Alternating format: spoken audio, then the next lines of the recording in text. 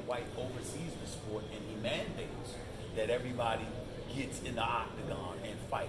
We don't have that one dude overseeing the sport of boxing. So somebody like Floyd Money Mayweather comes into the scene, he takes control of his own career, he calls his own shots, and he manipulates the public in such a fashion that he makes you wait. And then after you wait, he gives you 24 access, because it is true. He is the one that created 24 access, 24/7. Because he said, why not just follow us around all the time and just, tape us doing whatever it is that we do. So you saw HBO doing it, now you see Showtime doing an exceptional job with it as well, because people have learned how to make you wait and build the momentum of the product. And so with that being the reality, Anthony Joshua, Deontay Wilder, look, they're fighters. They'll fight each other anytime. But there's a reason why they haven't grabbed their promoters and said, damn it, make the fight now. Because the promoters have convinced them the longer you wait, the more money is waiting for you down the pipe. And as long as that's the reality, that's what they're going to keep doing to us, making us wait. We talked about the successful finances of Floyd Mayweather. How did Floyd change the game of boxing financially? About what I just said, making you wait. And not only that, marketing himself brilliantly. He didn't mind being a pariah. He didn't mind being hated. He fully recognized that folks will pay to see people they hate just as much, if not more, than they will see people they love. And so he didn't mind being a bad guy. He knew he was a brilliant boxer. He knew he was a defensive magician in the ring, and that 9.5 times out of 10, no one would be able to touch him. And so as a result, what he did was he gave you some of the fights that you might want to see, but more importantly than anything else, what he really did was he created a stir for the fight. He did an exceptional job of promoting it.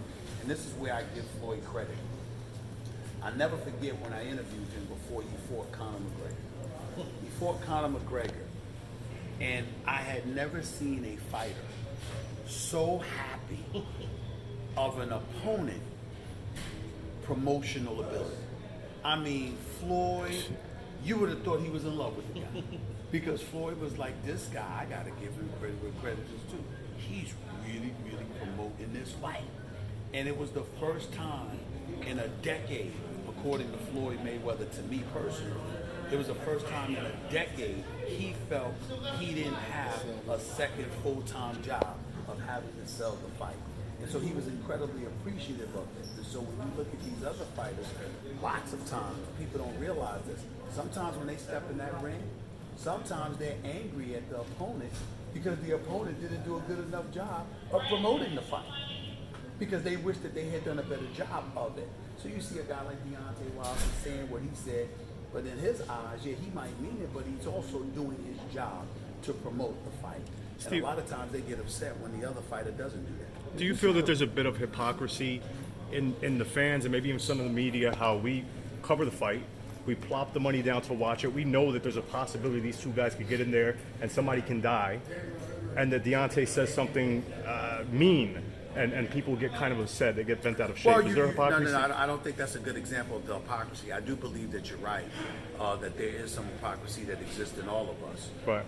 But I don't think that that's the right example, because the reality of the situation is that none of us can sit up here and condone a fighter saying, I want to leave a body in the ring. I want you to die. Paraphrasing, of course. Right.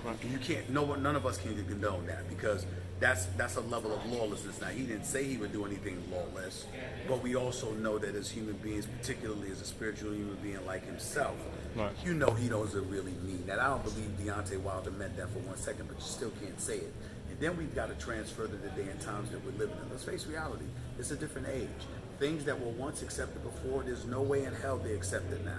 We all know it. We all know why. Let's not act like we don't know. Right. And as a result, because those times have changed, you've got to change and adapt to it. Because the times that we're living in, we're seeing lives that are more and more affected by other people's words. So now we have to be more conscious than ever of the words that we spew. I know doing First Take every weekday morning, there are times that I want to say things a hell of a lot more incendiary and abrasive, because that's how I really, really feel. So that's you holding back. But that's me holding back, because I'm on the national airwaves and kids could be watching. And I gotta be mindful of how they're going to receive my words. I gotta be mindful of how some adults who might be a little sick and psycho might receive my words. I can't provide any kind of incentive for people to go out there and act lawlessly and irresponsibly, willing to do harm to other human beings. These are the kind of things we have to pay attention to, and it ain't our fault. The civil and the sane amongst us, we know better. We know what lines not to cross. The problem is that there are others who don't seem to know that, and we're responsible for them too when we have a public forum to disseminate a message to millions upon millions of people. It just comes with it. Did you Hey, see Steven. the famous Till This Day interview between Wilder and one of our reporters? And what was your takeaway? Who's your reporter? I'm sorry. Yeah, I never. Till I this saw. day, I saw a clip. I saw a clip of it. I didn't watch the whole thing, and I actually spoke to Radio Right. Actually. So, what's your question? I just wondered your perspective on what Deontay Wilder was saying and how he like backs, I guess, our culture and how we're fighting. I guess till this day, we're fighting for things that we Listen, if you are a black man experiencing the things that we experience in our country, you know that there's truth to what he was saying. The reality of it, though, is that everybody experiences their own troubles. For example, racism exists, we all know that. But that don't mean every single situation is racist. You have racists out there. That doesn't mean every person that's not a minority is racist. You gotta be able, people, in my opinion, have to be incredibly careful of stereotyping and stigmatizing. Because one of the biggest things that black folks in America complain about is being stereotyped and stigmatized. You don't want the actions of a few to taint the many. If somebody is late all the damn time, or somebody's violent all the time, or they're belligerent all the time, you want people to say, that's them, meaning that person, that ain't me. You don't want the actions of a few to taint the many.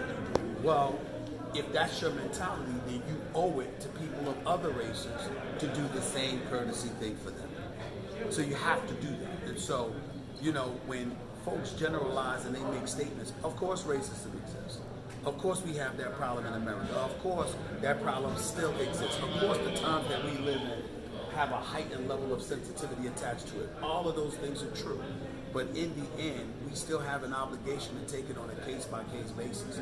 Because if we just go about the business of painting everybody with a broad brush just because they look differently than us, or they do something, the slightest thing that reminds us of something that makes us uncomfortable, and we're willing to use that as an excuse to stigmatize and stereotype, we got to pause for a second and ask, are you going to be okay when they do it to us?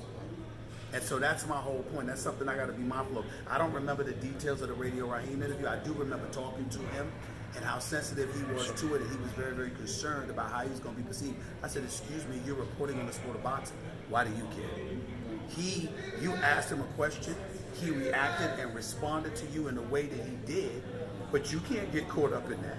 That's the equivalent of an NBA reporter getting upset because a coach or a player comes at us about something we said. Well, duh, I expect them to come at us because they're not going to like everything we say. And you can, if you are the story, you are the story, but your goal should never be to be the story.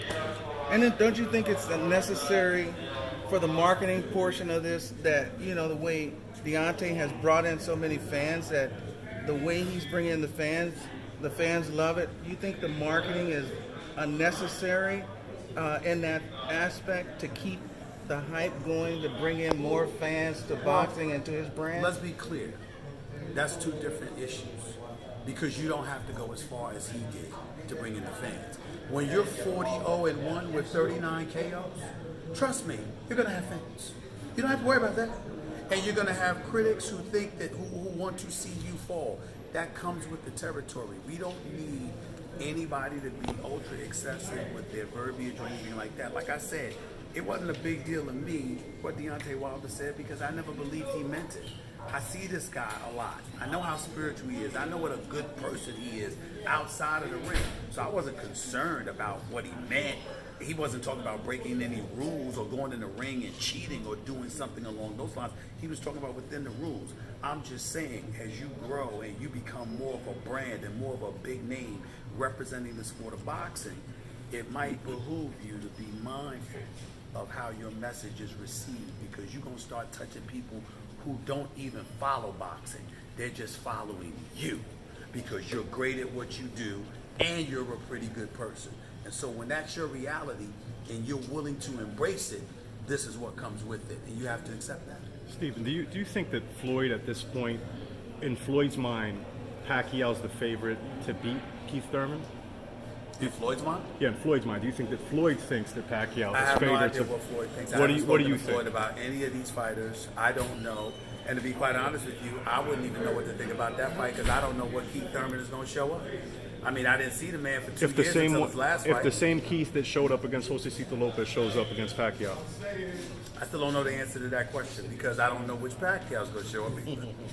Touche. I don't know. Touche. Steven, a quick NBA question. You got the Bucks, you got the Warriors probably going to be in the NBA Finals. If Kevin Durant comes back, doesn't come back, do the The Warriors Bucks have a beat the chance? Okay. The Bucks, I believe the Bucks beat the Warriors without Kevin Durant. If Kevin Durant comes back, Golden State will take out Milwaukee. Stephen A., what happens first? The Knicks win a title, or we got Wilder Joshua? Wilder Joshua. I want you, Stephen That's A. the easiest question. I want a piece of you, bro. Why would you do that to me, Joe? Look at Oh, Jerry, so pretty, Why bro. would you do that to me? I want you now. Come on, man. I can't win it. Dude, Steven, get him. Hey, Jerry. Jerry, show him your punch. Jerry, show him your punch. Show him your I punch. can't do that. This is my guy. This is my guy. He never That's give my please. man right there. He'll knock me out with his pinky. Love Don't this wish guy. that on me. Love this He's guy. got a fake punch he shows all the time. Take a picture. Get a minute. Get a picture, Josh. Come on,